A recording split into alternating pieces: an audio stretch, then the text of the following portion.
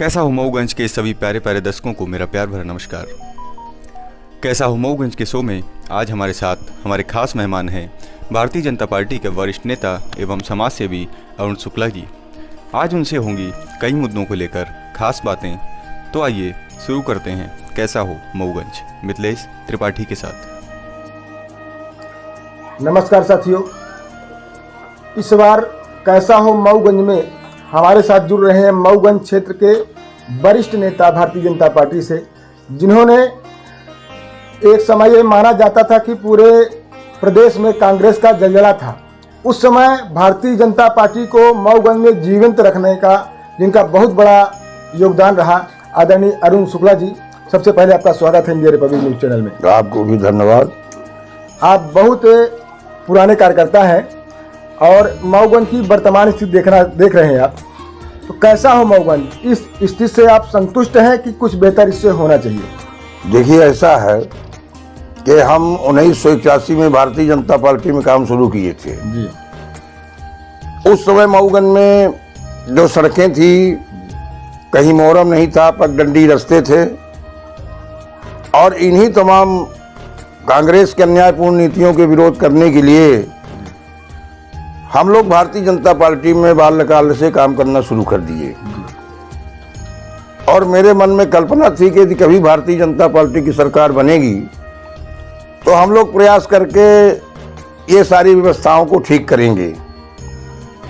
और मैं आपको बता दूं, जब से मऊगंज में 2003 से भारतीय जनता पार्टी की सरकार आई है तो निश्चित रूप से बहुत सारे हर मोहल्ले में सड़क बनी है, पीसीसी सड़क बनी है, नाली बनी है, खंबे गड़े हैं, तार लगे हैं, प्रकाश की व्यवस्था ठीक रहती है।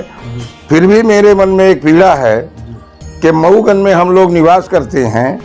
ये रीवा जिले की सबसे बड़ी तहसील थी मऊगंज, और इसके कई खंड हो गए। जैसे आप जानते हैं कि नईगढ़ी तहसील एक अलग हो गई अपने से, हरमरा तहसील अपने से एक अलग हो गई।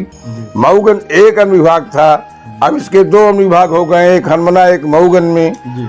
तो हम लोगों की आज भी इच्छा है कि मऊगंज को जिला होना चाहिए। हम मऊगंज के जिला के रूप में देखना चाहते हैं। जिले पर जाएंगे, वर्तमान स्थिति जो मऊगंज के रोड के शहर के अंदर से गुजर रही है, इस पर आप अपना विचार ओपिनियन रखें। देखिए, ऐसा है कि जो वर्तमान में शहर के अंदर से रोड गुजर रही है, मुझे जहाँ तक जानकारी है कि ये रोड स्वीकृत हो चुकी है। ये बहुत अच्छी रोड बनने वाली है, और इसमें पूरे नगर में जो बाईपास से और इस बाईपास तक पूरे नगर के लिए पैसे भी स्वीकृत हो चुके हैं। केंद्र सरकार से पैसा आ चुका है, उसका टेंडर होने वाला है। और ये जो रोड अभी है, इससे बहुत बेहतरीन आपके नगर में रोड सरकार बनाने जा रही है। और मुझे आशा है कि 1 वर्ष के अंदर अंदर ये पूरी सड़क अपनी फर्स्ट क्लास की डबल रोड में हो जाएगी। बहुत बहुत धन्यवाद। हमारे दर्शक सुन रहे हैं, मऊगंज के दर्शक और पूरे प्रदेश के दर्शक सुन रहे हैं।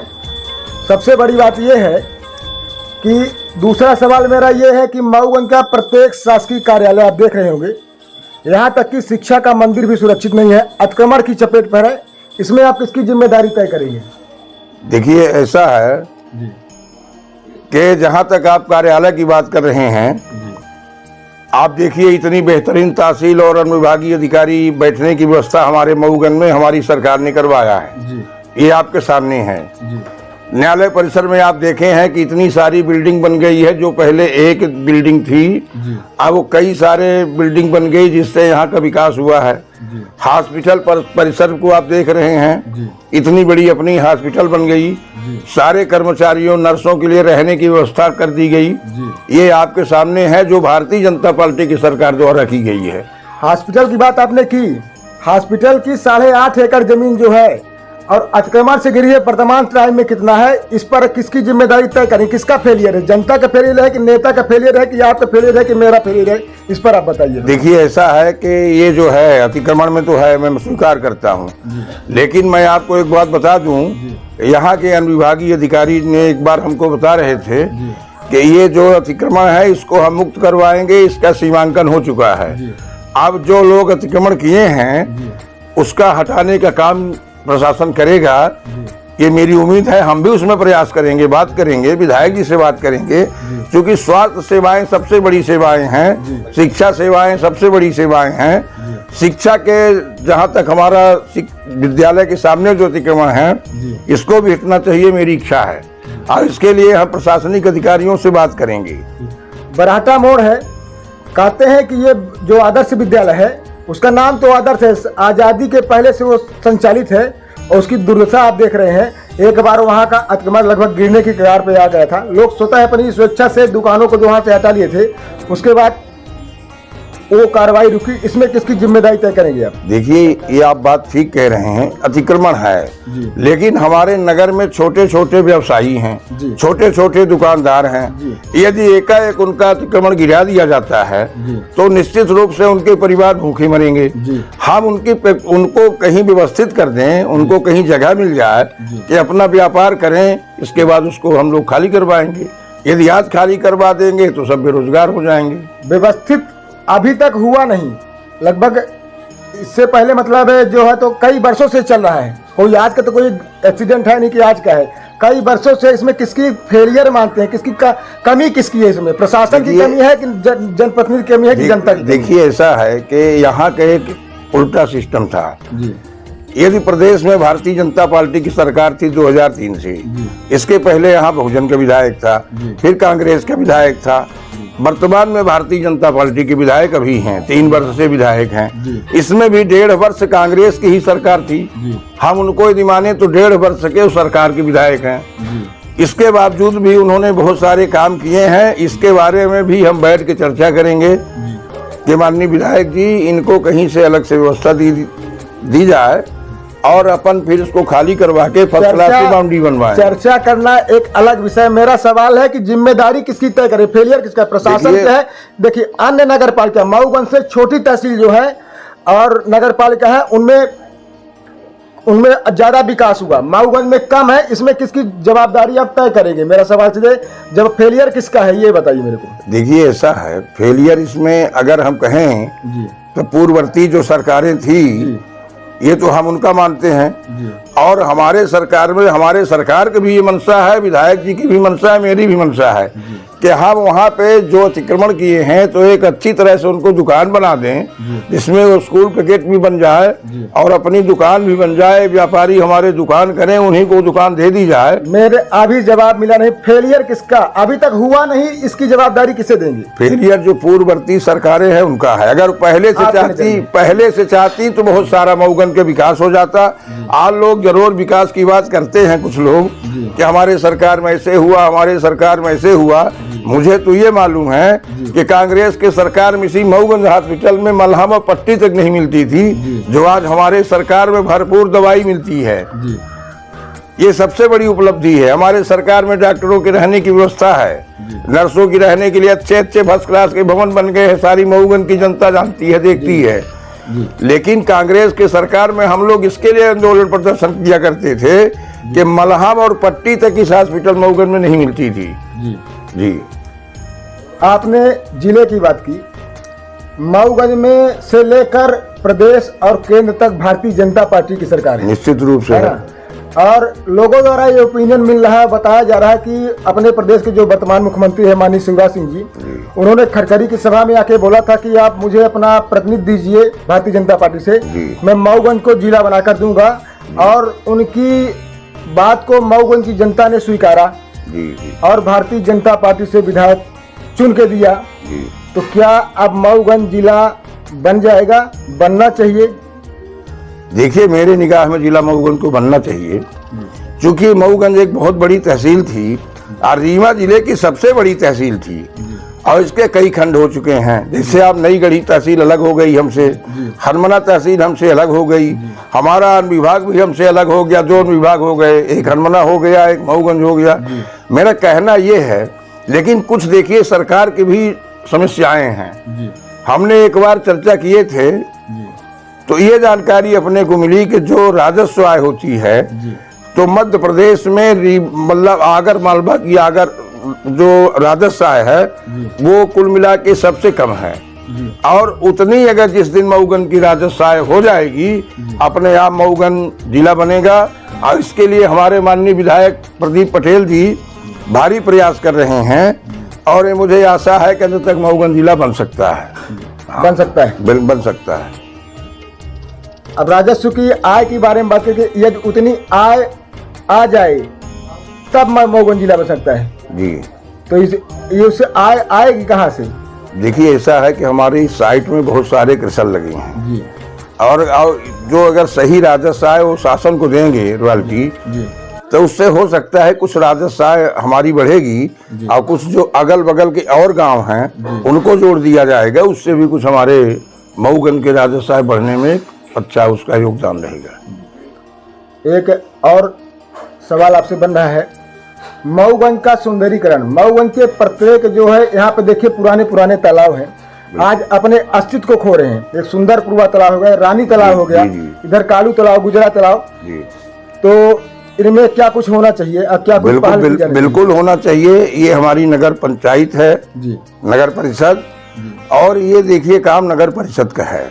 नगर परिषद इसका प्रस्ताव बना के यहाँ से भेजे जी, और जैसे रानी तालाब अपना एक बहुत महत्वपूर्ण तालाब है जी, और उसका नाम भी रानी तालाब है, जी, तो जिस तरह से अपने रीवा के वो जो देवी जी का कौन सा नाम है उसका तालाब है, वहाँ भी है, वहाँ भी एक रानी तालाब है। जिस तरह से वहाँ का विकास हुआ है, देवी जी का मंदिर बना है और मैं देखा हूँ कि फर्स्ट क्लास के पार्किंग व्यवस्था, घूमने की व्यवस्था सब कुछ है, उस तरह से हमारा ये मऊगंज का भी रानी तालाब बन सकता है। लेकिन इसके लिए नगर पंचायत यदि अपना प्रस्ताव दे तो हम लोग प्रयास करके मध्य प्रदेश शासन से निवेदन करेंगे और रुपए दिलवा के करवाएंगे। नगर पंचायत के लिए आपने बोला, नगर पंचायत में आप ही के पार्टी के जो है तो नगर पंचायत अध्यक्षा थी जी, तो उनका फेलियर है ये? फेलियर बिल्कुल नहीं है। हमारे पार्टी की जो नगर पंचायत अध्यक्षा थी उसके जमाने में बहुत सारी यहाँ की पीसीसी रोडें बनाई गई हैं, नालियों का निर्माण किया गया है, कई 100 करोड़ का काम यहाँ भी कराया गया है शासन द्वारा और नगर पंचायत द्वारा। उसका भी मुझे ज्ञात है कि उसका भी प्रस्ताव दिया गया था, लेकिन किस कारण से नहीं बन पाया ये तो जानकारी अभी अपने को नहीं है, लेकिन हम ये जानकारी लेने का प्रयास करेंगे और इसके बाद दोबारा जब हमारा आपका डिबेट होगा तो निश्चित रूप से बताएंगे इसके लिए। सबसे बड़ी बात एक और यह है कि जो नशा, मेडिकल नशा खासकर युवाओं की जिंदगी को बर्बाद कर रहा है, यहाँ तक कि आप मऊगंज के किसी भी शासकीय कार्यालय के प्रांगण में, चाहे विद्यालय हो, हॉस्पिटल का एरिया हो, यहाँ तक कि जो अपना तहसील परिसर है वहाँ पर हजारों कोरस की शीशियाँ पड़ी मिल जाती हैं, युवाओं की जिंदगी बर्बाद हो रही है।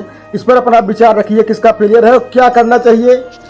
देखिए ये तो बहुत गलत बात है।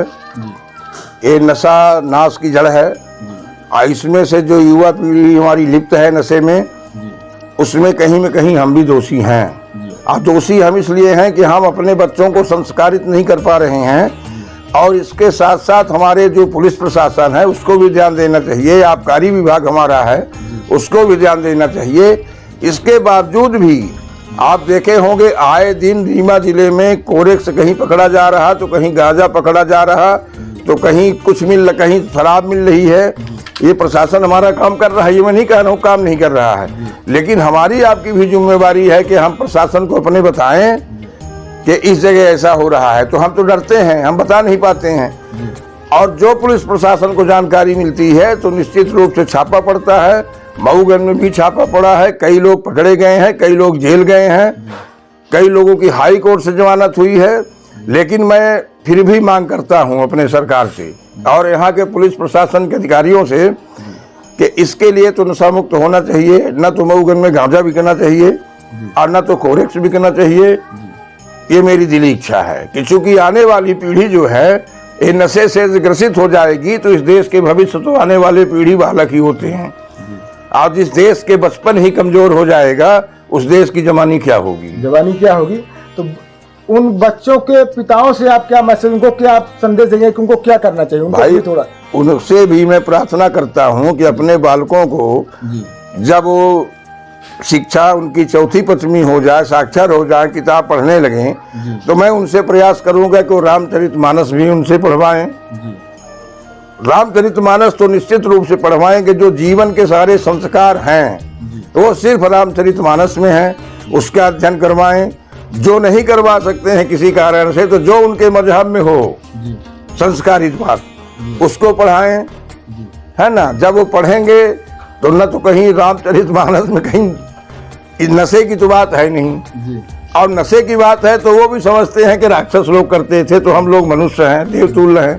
जी तो हम इस यही संदेश देते हैं और उनको संस्कारित करें, वो स्वयं न करें, जब देखेंगे नहीं तो उनके बच्चे नहीं करेंगे, ये मेरा कहना है। एक सवाल और बहुप्रचलित है मऊगंज में, रेल लाइन और एक चौरा घाट, दोनों से अभी मऊगंज वंचित है, जी। इसमें क्या अपना ओपिनियन रखेंगे आप? देखिए, चौरा घाट के लिए बहुत सारी बातें आपके सामने आई होंगी, जी और कुछ लोगों ने, कुछ पार्टी के एक सिद्धांत है, मैं उसका नाम नहीं लेना चाहता हूं, आप सभी जानते हैं उसको, मोदी जी स्वयं बोल दिए हैं कि मैं उसको भारत से मुक्त कर दूंगा, उस दल से।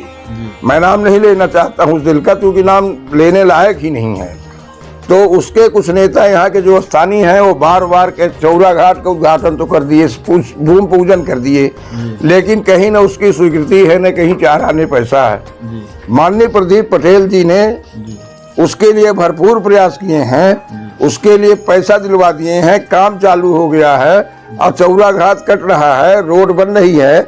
मेरा विश्वास है कि निश्चित रूप से 1-1.5 साल के अंदर में हम आप आराम से चौरा घाट की यात्रा कर पाएंगे।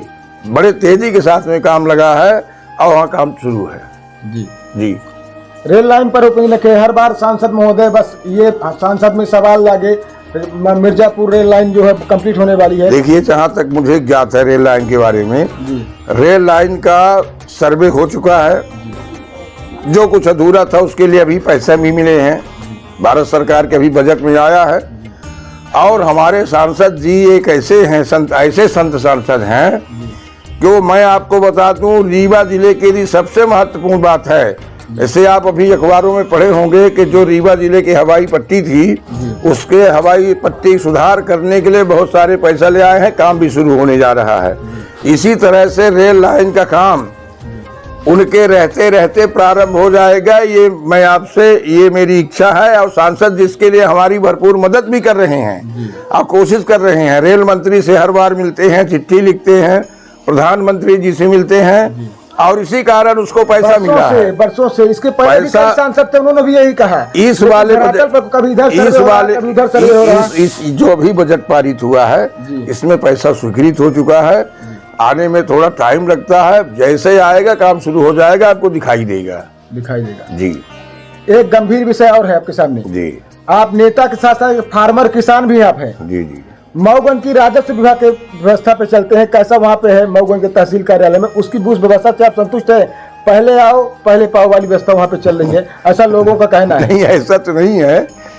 तहसील में देखिए, ऐसा है कि कुछ बातें तो हमारे समझ में जरूर नहीं आती है, लेकिन फिर भी तहसील की व्यवस्था अच्छी है।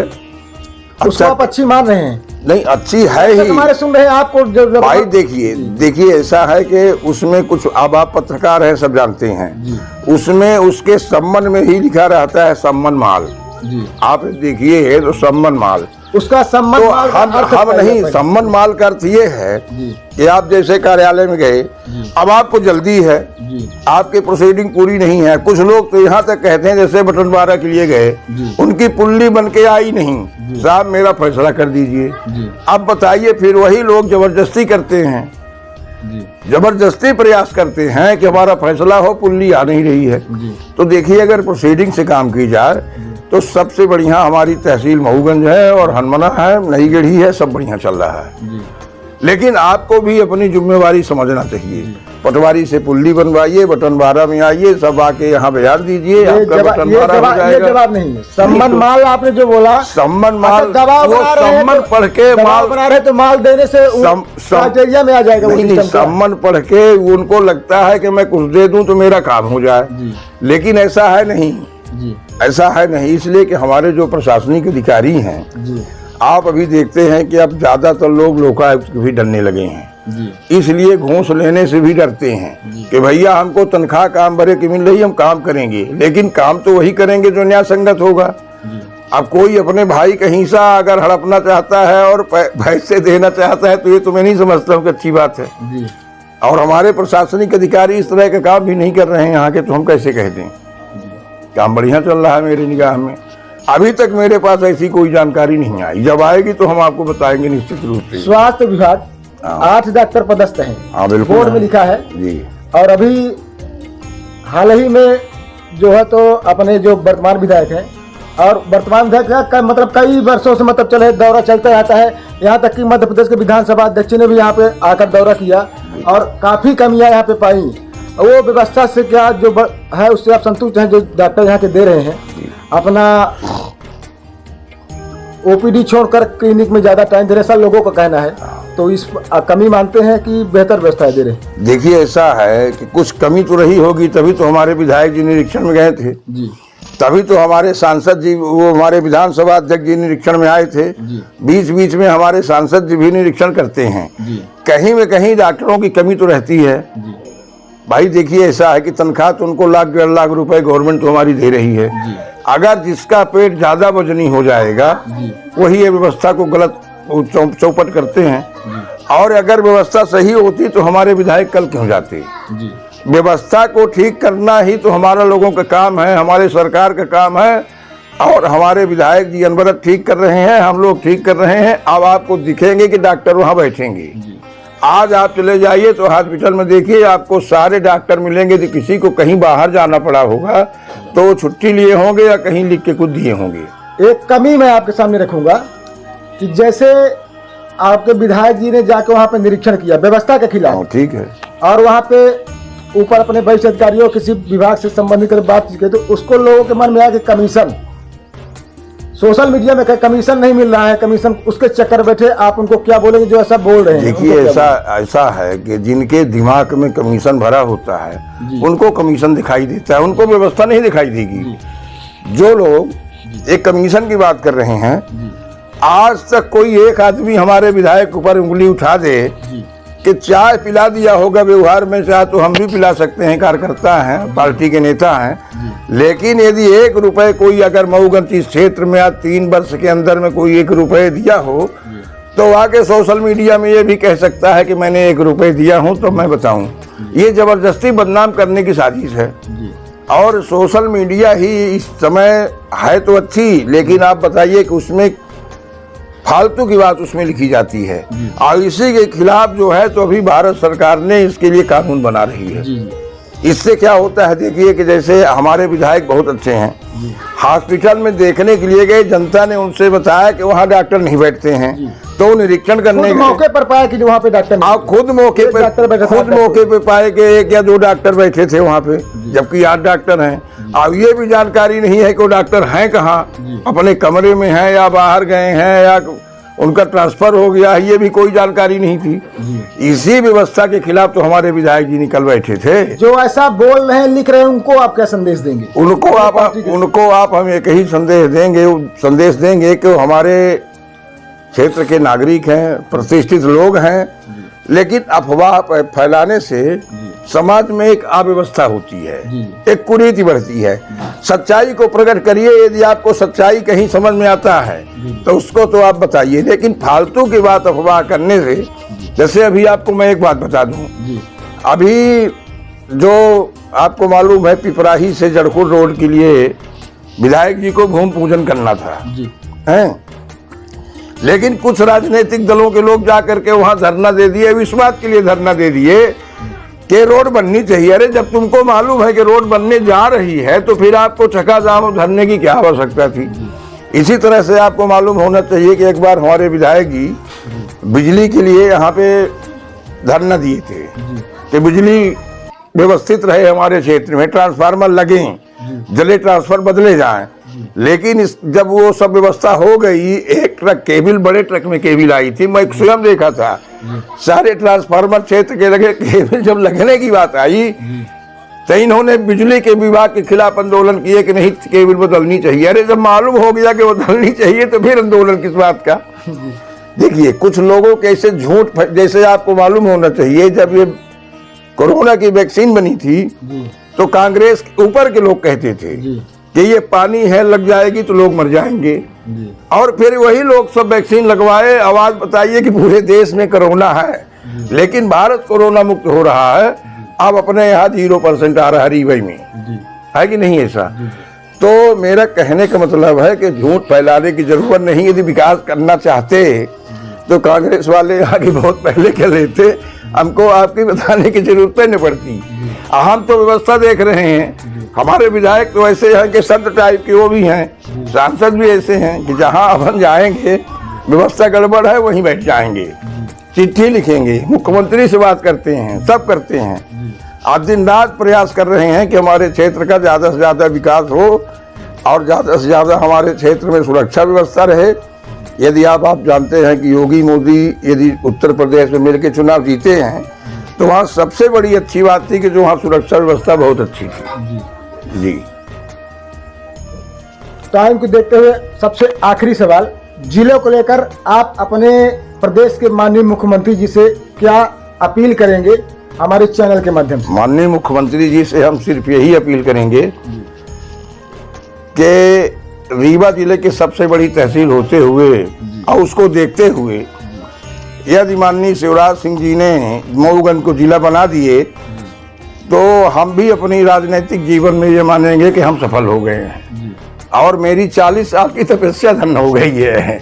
यही मांग है। आप उनके द्वारा कहे गए वचनों को पूरा करने के लिए आप बोलें कि आपने जो कहा उसको जो वादा किया वो निभाइए। ये तो मुझे नहीं मालूम है कि वचन वो क्या दिए थे, लेकिन मेरी इच्छा है कि मऊगंज को जिला बनना चाहिए। अब आप एक फिर से सवाल को आपको नहीं मालूम है कि वो क्या बोले थे और क्षेत्र की जनता बोल रही है सोशल मीडिया में, अखबारों की बात को मैं ध्यान नहीं देता हूँ, सोशल मीडिया को मैं ध्यान नहीं देता हूँ। मेरे कान जो बात को सुनते हैं मैं उस बात को मानता हूँ और मेरे कान ये नहीं सुने हैं कि कहीं भी वो कहे होंगे कि मतलब हम मऊगंज को जिला बनाएंगे। लेकिन बनाने के लिए हम चाहते हैं और बनेगा। हमारे विधायक जी प्रयास कर रहे हैं, सांसद जी प्रयास कर रहे हैं और हमारा भारतीय जनता पार्टी का एक एक कार्यकर्ता चाहता है कि मऊगंज को जिला बनना चाहिए और वो भी अपने स्तर में बात कर रहे हैं। बहुत बहुत धन्यवाद, आपने अपना विशेष टाइम दिया। आपको भी धन्यवाद, आपने मऊगंज की समस्याओं के बारे में पूछा और जब जिला बन जाएगा तो फिर आपसे हम बात करेंगे, आपको बताएंगे देखिए ये है भारतीय जनता पार्टी शिवराज की, ये मामा की सरकार है, विकास को कभी छोड़ती नहीं है। विकास और जो आपको बता दें कि विकास बोलता है तो फिर यहाँ का भी विकास बोल रहा है और बोलेगा आगे। धन्यवाद। Thank you.